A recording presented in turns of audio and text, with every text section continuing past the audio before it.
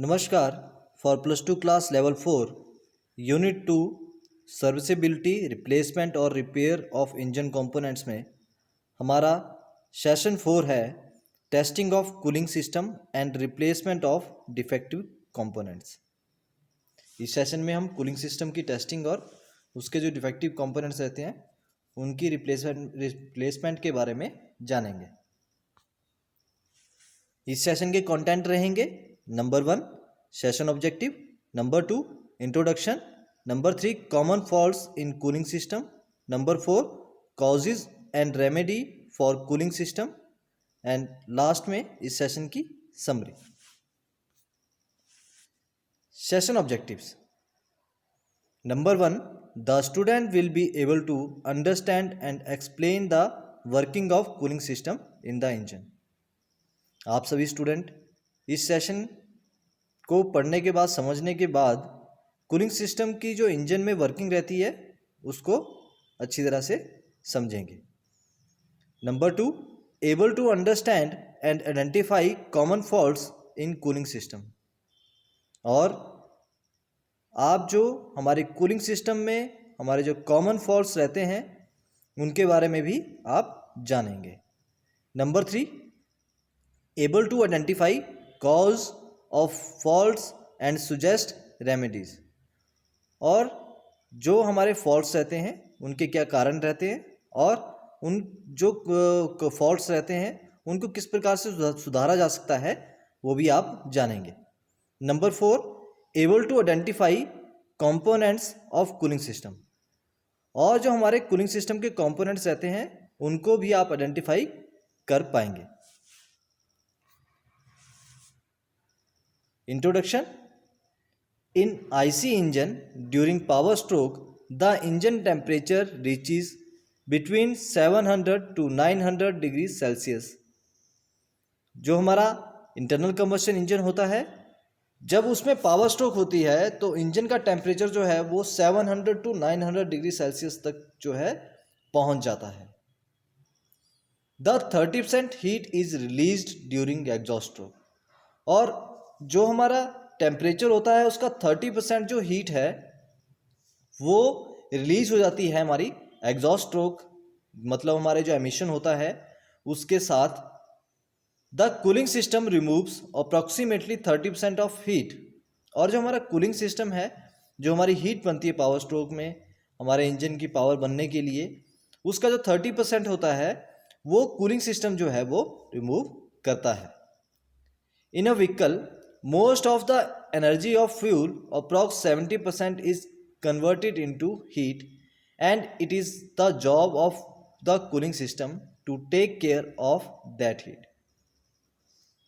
जो हमारे वाहन होता है उसमें जो एनर्जी होती है फ्यूल की, उसका 70% जो उसका पार्ट रहता है एनर्जी का, वो कन्वर्ट हो जाती है हीट में।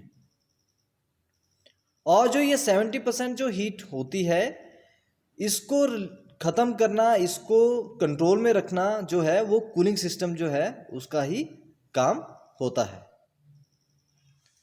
The primary job of the cooling system is to keep the engine from overheating by transferring this heat to the air. जो हमारे कूलिंग सिस्टम की जो प्राइमरी जॉब है वो है इंजन से ओवर हीटिंग को ट्रांसफ़र करना और उस हीट को एयर में डिसिपेट कर देना, एयर में छोड़ देना, ताकि हमारा इंजन का जो टेम्परेचर है वो बिल्कुल ऑप्टिमम टेम्परेचर या बिल्कुल सही जो है टेम्परेचर वो बना रह सके। Cooling is necessary because high temperature damages engine components and change the viscosity of lubricants. हमारा जो कूलिंग सिस्टम आवश्यक है क्योंकि जो हमारा टेम्परेचर होता है वो इंजन के जो कंपोनेंट्स होते हैं उनको डैमेज कर सकता है यदि उसको जो है कंट्रोल में ना रखा जाए और उसके ऊपर उसको ऑप्टिमम टेम्परेचर पर ना बनाए रखा गया तो। और जो ये हीट होती है, ये जो हमारा लुब्रिकेंट इंजन ऑयल होता है, लुब्रिकेंट्स होते हैं, इसकी विस्कोसिटी को भी बहुत ज़्यादा चेंज कर देता है और उसको हमें जल्दी से रिप्लेस करना पड़ेगा यदि जो है हमारा टेम्परेचर जो है वो ज़्यादा बार बार होता है। तो आप लुब्रिकेंट्स खराब होने का कारण सिंपल सा एग्जांपल ले सकते हैं। जिस प्रकार से हम किसी भी लुब्रिकेंट, किसी भी ऑयल को हीट करते हैं, तो हीट होने से पहले उसके अंदर जो विस्कोसिटी होती है लुब्रिकेंट की, वो हीट करने के बाद जब आप दोबारा से उस ऑयल को कलेक्ट करेंगे तो उसकी जो विस्कोसिटी है उसमें चेंज आ गया होता है। इसका आप जो है एग्जांपल अपने घरों में जो हम ऑयल यूज़ करते हैं कुकिंग करने के लिए, तो उसको भी आप देख सकते हैं, चेक कर सकते हैं कि उसके ऊपर कितना ज़्यादा जो है प्रभाव पड़ता है जब उसे गर्म किया जाता है। बार बार जब हम यूज़ करेंगे तो उस ऑयल के अंदर बिल्कुल भी विस्कोसिटी जो है वो नहीं रहेगी और वो पहले के मुकाबले में अब बहुत कम जो है विस्कस रहेगा। The cooling system protects the engine components by circulating coolant through the passes provided in cylinder block, cylinder head. जो कूलिंग सिस्टम है वो प्रोटेक्ट करता है इंजन के कंपोनेंट को, और जो कूलेंट होता है वो सर्कुलेट करता है जो पासिस, जो रास्ता बना होता है हमारे सिलेंडर ब्लॉक और सिलेंडर हेड के अंदर कंपोनेंट्स की जो वॉल होती है उसके साथ से, तो वहाँ से वो हीट को अपने में लेता है और कूलेंट जो है रेडिएटर में जाके उस हीट को रिलीज कर देता है। तो इस प्रकार से जो है हम इंजन के कंपोनेंट्स को कूलेंट की सर्कुलेशन की मदद से जो है सेव रखते हैं, उन्हें बचाए रखते हैं। The heat is collected by the coolant and the coolant will be sent to radiator. जो हीट होती है वो कलेक्ट की जाती है कूलेंट के द्वारा और जो कूलेंट है वो रेडिएटर में भेज दिया जाता है। The radiator radiates the heat and cools down the coolant temperature. जो रेडिएटर होता है वो रेडिएट करता है हीट को, वो हीट को ट्रांसफ़र करता है और जो हीट होती है उसे कूल डाउन कर देता है, उसे ख़त्म कर देता है, कूलेंट के टेम्परेचर को जो है वो नॉर्मल कर देता है। The air circulated around the engine also disperse the heat and allows the engine to maintain optimum temperature. और जो हमारी एयर जो है वो इंजन के सराउंडिंग में जब पास होती है तो वो भी क्या करती है, हीट को डिस्प्रेस करती है, हीट को जो है रिमूव करती है और हमारे इंजन के जो ऑप्टिमम टेम्परेचर है उसको बनाए रखने में हमारी मदद करती है। यहाँ आपके सामने एक इमेज है जहाँ पर कूलिंग सिस्टम की वर्किंग को इंजन के साथ जो है वो बताया गया है। इस इमेज को आप ध्यान से देखें तो सबसे जो फ्रंट में रहेगा, जो हमें रेड और ब्लू कलर में शो हो रहा है रेडिएटर, तो वहाँ पे हमें साफ ये पता चल रहा होगा कि जो ब्लू कलर है वो शो कर रहा है जो हमारा कूलेंट जो है, जिसका टेम्परेचर जो है ठंडा है, जो कूलेंट जो है ठंडा है उसको, और जो रेड है वो गर्म कूलेंट को शो कर रहा है। तो रेडिएटर में जो गर्म कूलेंट है अपर होज से आता है, अपर टैंक में कलेक्ट होता है और वहाँ से रेडिएटर के डाउनवर्ड डायरेक्शन की तरफ को गिरता है और रेडिएटर के बिल्कुल इमीडिएट जो बाद में है वहाँ पर फैन लगा होता है और फैन क्या करता है, उस कूलेंट को और जल्दी ठंडा होने में हेल्प करता है। और जो अपर होज से इंजन से जब गर्म कूलेंट वापस आता है तो वह जो है इंजन के अंदर वापस जाने के लिए लोअर होज के द्वारा जो है उसे जो है इंजन के अंदर दाखिल कराया जाता है। और यहाँ पर जहाँ हमारी लोअर होज लगी होती है, यहाँ से हमारा कूलेंट जो है वो इंजन में दाखिल होता है और इंजन में जाकर कूलेंट जो है सर्कुलेट होता है इंजन ब्लॉक में, इंजन हेड में, और वहाँ से हीट को जो है अपने साथ लेता है और अपने टेम्परेचर को, कूलेंट जो है अपने टेम्परेचर को बढ़ा देता है, लेकिन इंजन के कंपोनेंट्स के टेम्परेचर को वो क्या कर देता है, कम कर देता है।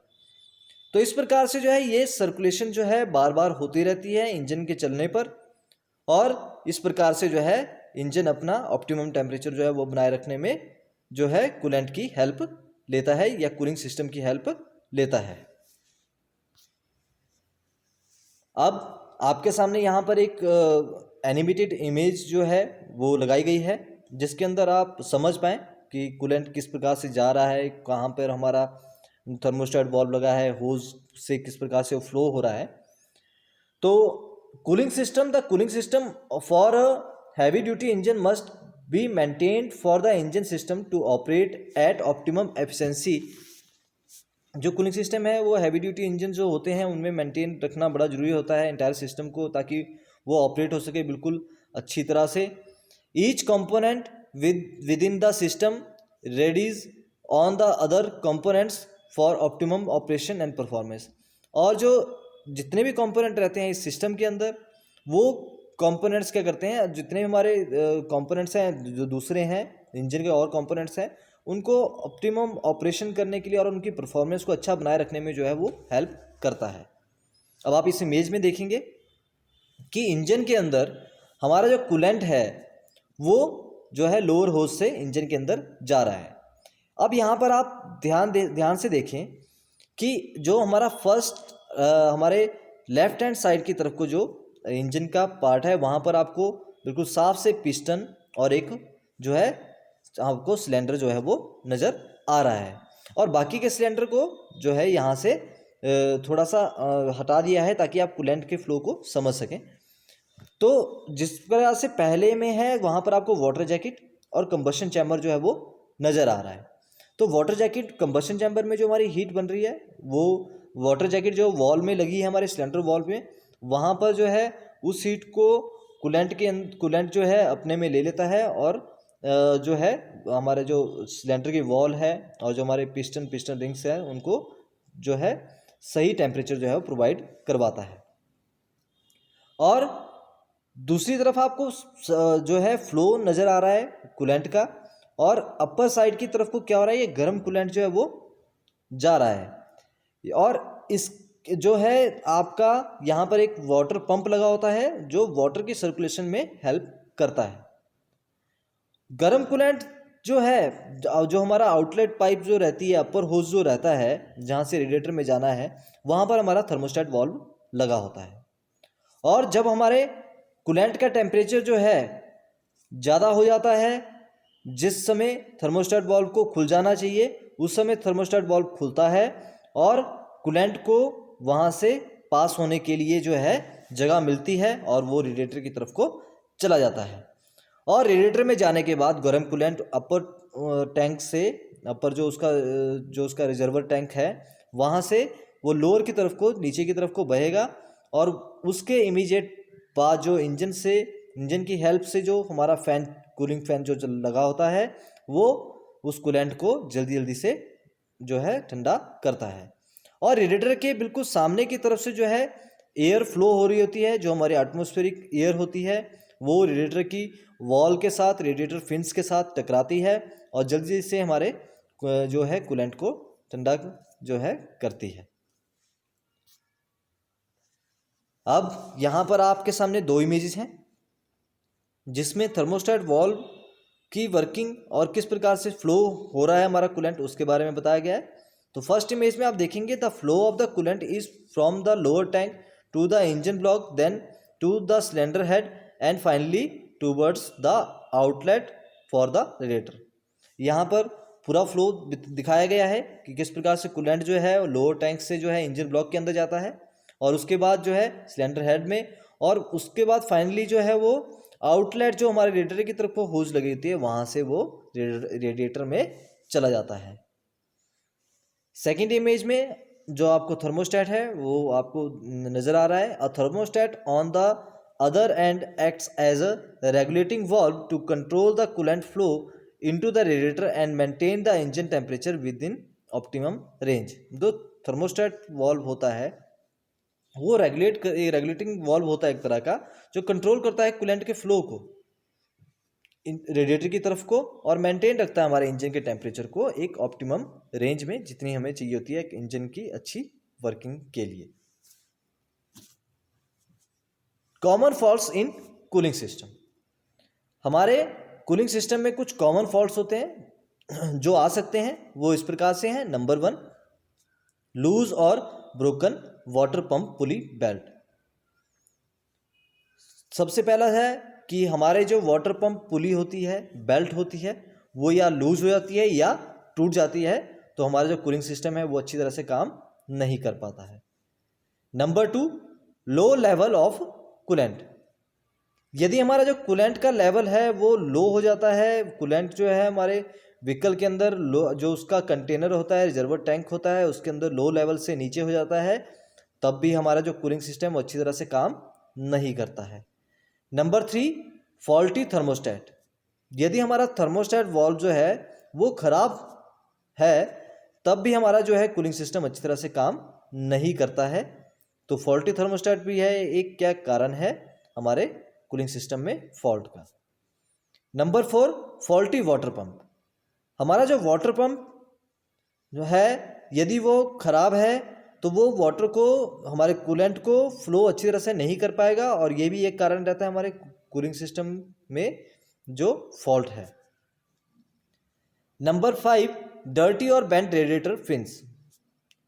यदि हमारे रेडिएटर की जो फिन्स रहती हैं वो डर्टी, खराब या गंदी हैं या और बेंड हैं, तो हमारे कूलिंग सिस्टम के ऊपर उसका प्रभाव पड़ता है। Broken water pump fan. यदि हमारा वाटर पंप का जो फैन है वो टूट जाता है, तब भी हमारा जो कूलिंग सिस्टम है वो अच्छी तरह से काम नहीं करता है। Number 7, coolant leakage on cooling system.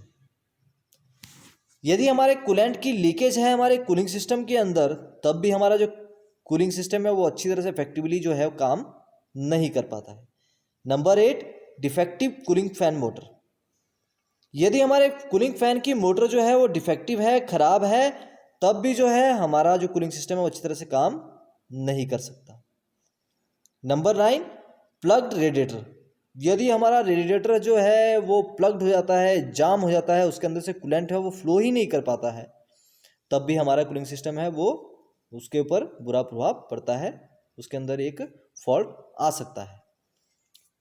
Number 10, faulty radiator cap. यदि जो हमारे रेडिएटर की कैप है वो खराब है, फॉल्ट है उसके अंदर, तब भी जो है हमारा कूलिंग सिस्टम अच्छी तरह से काम नहीं करता है, क्योंकि हमारी जो रेडिएटर कैप होती है वहाँ से हमारे जो कूलेंट के गर्म होने पे जो वेपोरेशन होती है, जो प्रेशर बनता है, उसको रिलीज जो है हमारा रेडिएटर कैप ही करती है। उसका जो है उसकी वर्किंग जो है रहती है कि वो उस प्रेशर को इतना ना बनने दे कि हमारा रेडिएटर जो है वो या हमारा कूलिंग सिस्टम जो है वो अफेक्ट हो जाए। तो यदि हमारी रेडिएटर कैप खराब है, तब भी हमारा कूलिंग सिस्टम है वो अच्छी तरह से काम नहीं कर पाता है। Number 11, improper ignition timing. यदि हमारे इंजन के अंदर जो है इम्प्रॉपर इग्निशन टाइमिंग हो रही है, सही से जो इग्निशन की टाइमिंग सही नहीं है सिलेंडर्स में, तब भी जो हमारा कूलिंग सिस्टम है वो अच्छी तरह से काम नहीं करता है। अब आपके सामने है causes and remedy for cooling system. कुछ कारण और उनको ठीक करने के तरीके जो कि कूलिंग सिस्टम के अंदर रहते हैं। तो रीजन में सबसे पहला है लूज और broken water pump pulley belt. यदि जो है हमारी लूज हो जाती है, टूट जाती है वाटर पंप पुली बेल्ट, तो हमें क्या करना चाहिए? नंबर 1 जो है इसके लिए हमें एडजस्ट करना पड़ सकता है या हमें बेल्ट को रिप्लेस करना पड़ सकता है। Number 2, low level of coolant necessary. यदि जो है हमारा कूलेंट जो है लो लेवल पर आ जाता है, तो check coolant level and add as. तो हमें कूलेंट के लेवल को चेक करना है और हमें यदि लगता है तो उसमें जो है कूलेंट को ऐड करना चाहिए। Number 3, faulty thermostat. यदि हमारा थर्मोस्टेट फॉल्टी है, खराब है, तो हमें उसे रिप्लेस करना पड़ता है। Number 4, faulty water pump. यदि हमारा वाटर पंप है वो खराब है, तो हमें उसे रिप्लेस करना पड़ता है। नंबर 5, डर्टी और बेंड रेडिएटर फिन्स। यदि हमारी गंदी है हमारी रेडिएटर फिन्स और बेंड है, तो हमें उन्हें साफ करना चाहिए और उन्हें ठीक करना चाहिए। Broken water pump fan. यदि हमारा वाटर पंप फैन जो है वो टूट गया है, तो हमें उसे रिप्लेस करना चाहिए। Number 7, coolant leakage on cooling system. यदि हमें कूलेंट लीकेज जो है कूलिंग सिस्टम में हमारे होती है, तो हमें उसे रिपेयर करना चाहिए। Number 8, defective cooling fan motor. यदि हमारे कूलिंग फैन मोटर जो है वो डिफेक्टिव है, तो हमें उसे चेक करना चाहिए, और यदि वो हमें फाइंड होता है कि वो ख़राब है तो उसे रिप्लेस करना चाहिए। Number 9, plugged radiator and defective rubber hoses. यदि हमारा जो रेडिएटर है वो प्लग्ड है, जाम है, या हमारे रबर होजेस जो हैं वो ख़राब हो गई हैं, तो हमें चेक एंड रिप्लेस करना चाहिए रेडिएटर या रेडिएटर की जो हमारे रबर होजेस हैं उनको। Number 10, faulty radiator cap and rubber ceiling. यदि हमारी जो रेडिएटर कैप है और रबर सीलिंग है वो ख़राब हो जाती है, तो हमें check the upper hose on the radiator, replace it if found defective. तो हमें जो अपर होल को चेक करना चाहिए रेडिएटर के, और रिप्लेस करना चाहिए यदि वो हमें ख़राब लगता है हमारे radiator cap. Number 11, faulty thermostatic switch. यदि हमारा थर्मोस्टेटिक स्विच जो है वो ख़राब है, थर्मोस्टेट जो है हमारा ख़राब है, तो हमें उससे क्या करना चाहिए, रिप्लेस करना चाहिए। नाउ लास्ट में इस सेशन की समरी, या इस सेशन में आपने क्या जाना है। In this session you have learned about an IC engine during power stroke the engine temperature reaches between 700 to 900 degree Celsius. इस सेशन में आपने जाना है कि इंजन में जो पावर स्ट्रोक होती है तो इंजन का टेम्परेचर जो है 700 to 900 डिग्री सेल्सियस जो है वो पहुंच जाता है। The 30% heat is release during exhaust stroke, और 30% जो हमारी हीट रहती है वो एग्जॉस्ट स्ट्रोक के द्वारा जो है रिलीज कर दी जाती है।